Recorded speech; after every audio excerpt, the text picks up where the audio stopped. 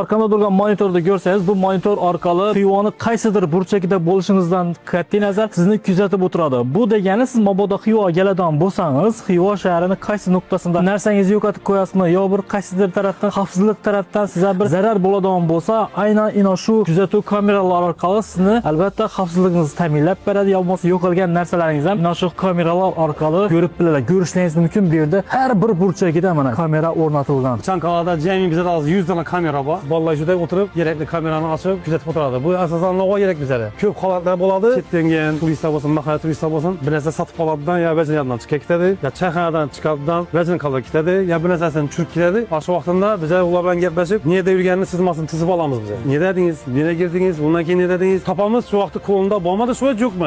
Demek bununla eldin gibi ötemiz. Aşağı mesela içeride telefonla tapıp verilgen olsa içeride. Mesela pasportu kap gitedi, fotoğrafı kap gitedi, notebook kap gitedi. Köp yerden beri onun derse hiç bize de hazır. Ey nesas kamera varmış. Koşum çeyine yengiden Çankalağa 20 milyon slip oyzama da baytamız. Şunlara hazır.